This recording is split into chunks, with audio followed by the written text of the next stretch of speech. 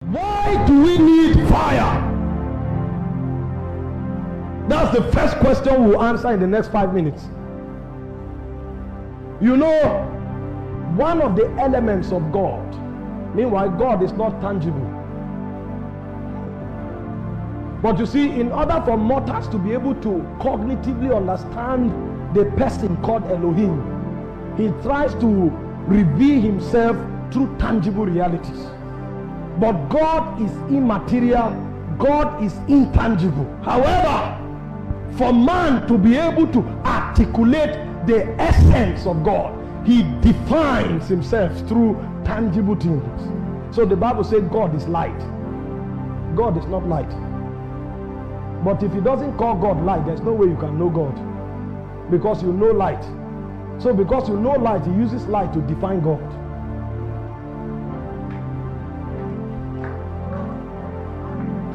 His ways are past finding out, because before light was, he was.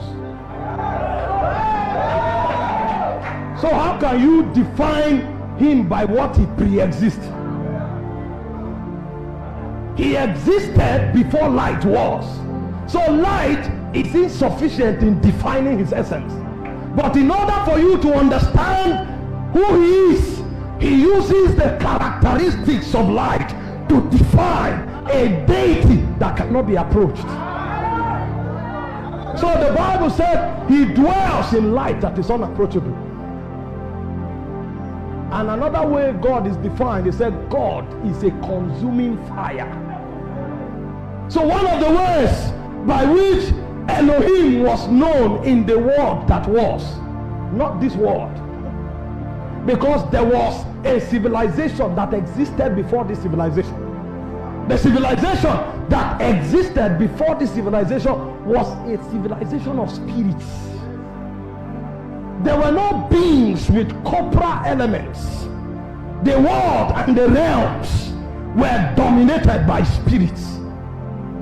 The first earth, before it was destroyed, the governor of that earth was Lucifer, the son of the morning. So the way spirits lived was to express different dimensions of God. So there are angels that are made of light. So the way they give witness to God is not by talking, it's by manifesting him. So when you see the God that is light, he is revealed through an angelic quadrant. And then there are other angelic quadrants that reveal God as fire. There are other angelic quadrants that reveal God as sound.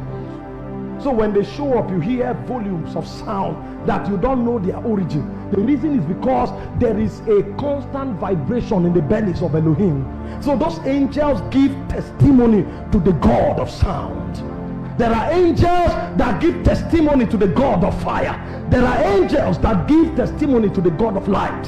Now, there was one of the princes of Zion that doubles as an angel of fire and as an angel of light. His name was called Lucifer, the son of the morning. But because of his rank in Zion, he decided to violate the government of God. So when God wanted to judge him, you know, the way you judge men is different from the way you judge spirits, because they live in different dimensions and they are made of different elements. So when God wanted to judge Lucifer, Lucifer is the angel of fire. So the Bible said you move to and fro in the midst of the coals of fire. He was of the rank of the seraphims, the burning ones. When God wanted to judge Lucifer, he now told him, you are a creature of fire, but I have superior authority over the elements. So in Ezekiel 28 verse 18, he said, I will cause that fire that is in you to come out from within you and burn you to ashes. So the being that was the custodian of fire was judged with fire. So every time fire appears in the demonic realm, fire torments demons. I want to show you why you need fire, so you know it's not about running in church. The way demonic entities were judged was by fire. So only the testimony of fire can remind them of the messianic judgment.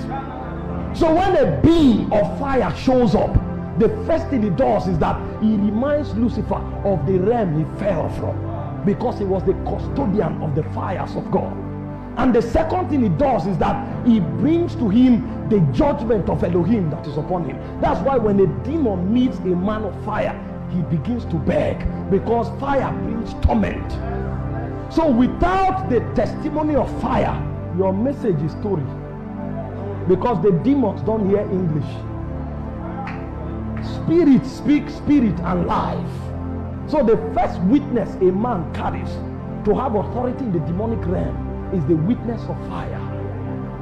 That's why he said he maketh his angels spirits, but his ministers flames of fire. The reason is because if you can't judge a demon, you cannot bring kingdom to his realm. He will fight, he will rebel, and he will revolt. The only way you can bring the government of God to a territory is if you have the authority to judge the spirits in that territory.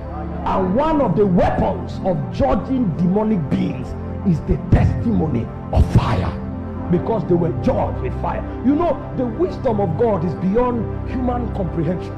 Pastor, sit down. You want me to lose my message now? You know, this man has stature. If he stands away, because I'm flowing from the spirit. What I'm telling you, I didn't write it anywhere, and I didn't read it anywhere. All those things we were doing, I was not doing impartation, I was ascending, because my message is not in a textbook, it's in heaven.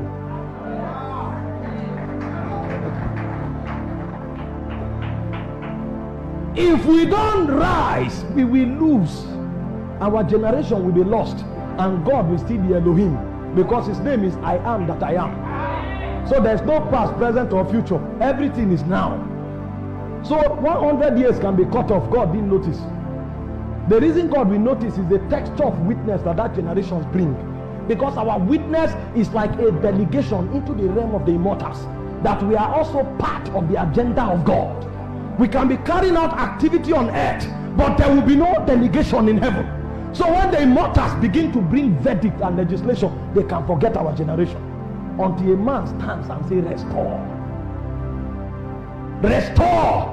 400 years can be in darkness, because there are no custodians on earth that can create a gangway between earth and Zion, and say even in this generation there's an assembly of men that are able to preserve the worship and the memory of God. There can be many churches, but there will be no territorial witness.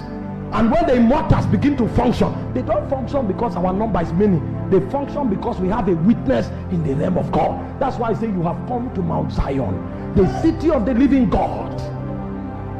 He's talking to you about a council of heaven, where God sits as king. He said there is the spirit of the just man made perfect, those who have departed from this realm. And he said there is a witness of the church of the firstborn. So without the witness of the church of the firstborn, a generation will be exempted from the immortal and eternal council and the council of Zion. And then you say we walk through time, and they'll say we didn't notice, because every generation is wielded to witnesses. That's why you hear in the days of John, there are many preachers. There were over 400 Sanhedrin, but it was called what? The day of John. John was the only one that brought witness to Zion. And if John was not in that generation would have been lost, because there was 400 years of darkness between Malachi and Matthew. There was no witness in heaven. The goal is not to be an apostle or a prophet. The goal is to be a witness. That's why he sent them. He said, go into all the worlds and disciple all nations. But how do you go? He said, as witnesses unto me. If you're an apostle and you don't have a witness, you are of the dark order. Your messages can be exegetically correct, but it will have no power in the spirit. So the first thing